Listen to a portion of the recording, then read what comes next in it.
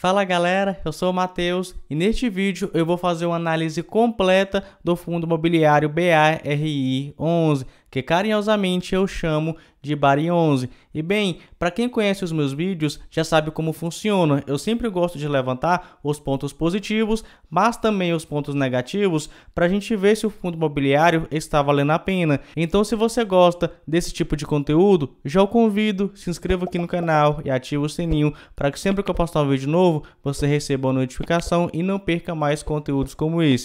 Vamos lá então, direto ao ponto. O fundo teve seu início em 2018, ele não tem prazo para acabar e tem como público-alvo investidores em geral. Ou seja, qualquer investidor pode comprar cotas aqui do BARI11, que distribui rendimentos de forma mensal no 15º dia útil. Vamos ver então quem cuida do fundo imobiliário, né? Vou até mudar de cor aqui. Temos como gestor a BARI e como administrador a Oliveira Trust, que cobram as seguintes taxas. Temos aqui uma taxa de administração de 1,305% ao ano sobre o patrimônio líquido do fundo imobiliário, mas isso aqui não é somente a taxa de administração, é também de gestão e de escrituração. O fundo também cobra uma taxa de performance de 20% do que exceder o benchmark. Para quem não conhece, benchmark é uma rentabilidade-alvo. O fundo não garante isso aqui, mas ele busca entregar ao menos o CDI mais 1,5% ao ano. E o que passar disso, ele cobra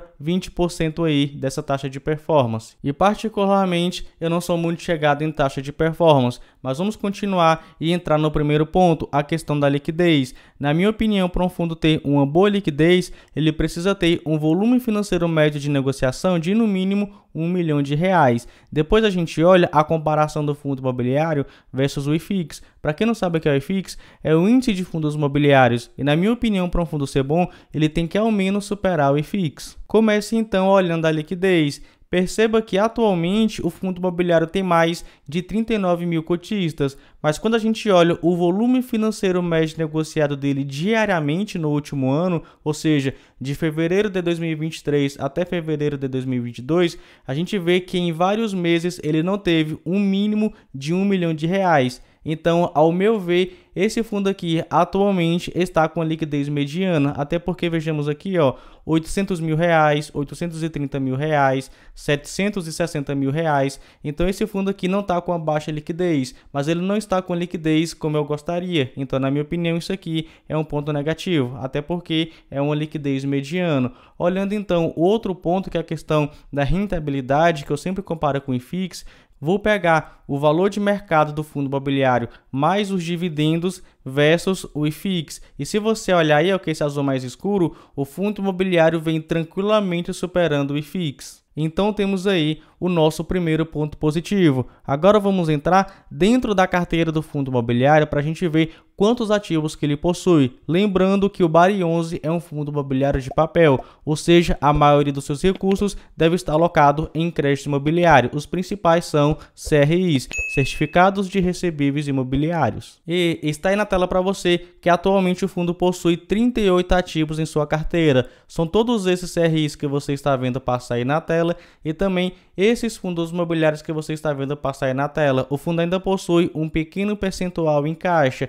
E bem, jogando isso em percentual, temos aqui o seguinte: atualmente aproximadamente 88% da carteira dele ele investe em CRIs, até porque é um fundo de papel, mas ele também tem 8,10% em cotas de outros fundos imobiliários e 4,05% em renda fixa.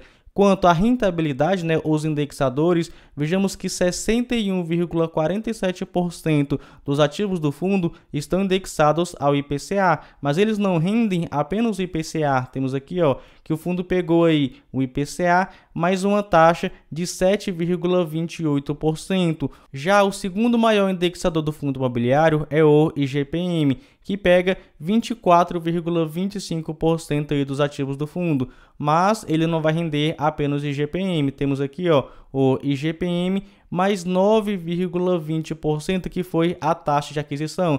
Também é uma excelente taxa. Não à toa, o fundo imobiliário vem pagando bem. Vejamos aí que no último ano ele vem entregando um dividendo na média de R$ 1,12 por cota.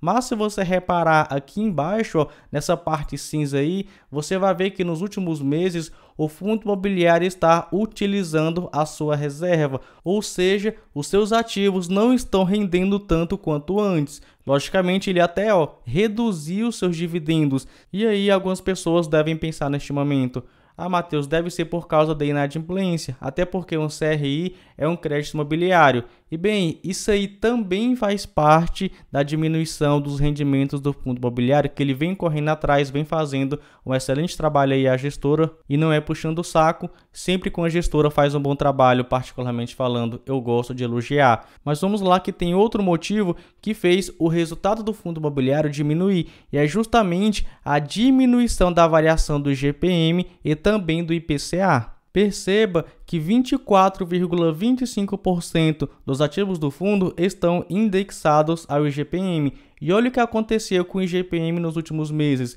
A gente tem aqui, de agosto até novembro, uma deflação, ou seja, uma inflação negativa no IGPM. Quando a gente olha em dezembro, subiu um pouco, em janeiro de 2023 subiu um pouco, mas em fevereiro, outra deflação. Ou seja, essa parte aqui, cadê? Essa parte aqui do IGPM está sofrendo por causa da deflação, ou seja, está rendendo menos para o fundo imobiliário. Quanto ao IPCA, a mesma coisa. Você pode ver, que é o principal indexador, né? 61,47% dos ativos do fundo. E eu quero que você preste atenção agora, porque muita gente se acostumou a isso. Um tempo atrás, em 2021, a gente via aí, o IPCA subindo 0,87%, 1,16, 1,25, 0,95. Então, o IPCA veio subindo bastante. Logicamente, os fundos imobiliários de papel começaram a entregar dividendos maiores, mas quando chegou em 2022, houveram aí alguns meses de deflação também no IPCA, ou seja, uma inflação negativa.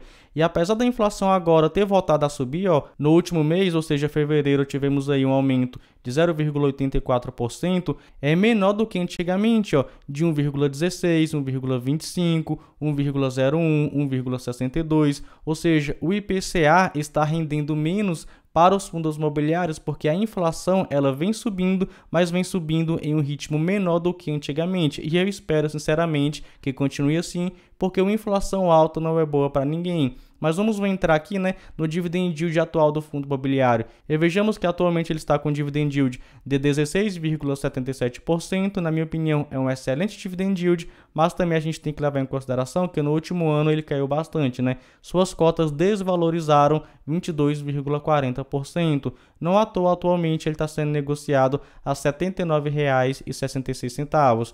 E quando a gente vê o seu valor patrimonial por cota, está em R$ 95,65, ou seja, um desconto de aproximadamente 17%. Dito isto, então, vou levantar aqui para você os pontos positivos e os pontos negativos para a gente ver se o Bari 11 vale a pena. E não se esqueça, dá o like aí se você está gostando do conteúdo, porque isso ajuda bastante aqui o canal. Vamos lá então, que eu vou começar pelos pontos positivos. O primeiro, o fundo vem tranquilamente superando o IFIX, então logicamente ele vem entregando uma boa rentabilidade para o seu cotista. Temos aí um dividend yield atualmente de mais de 16%.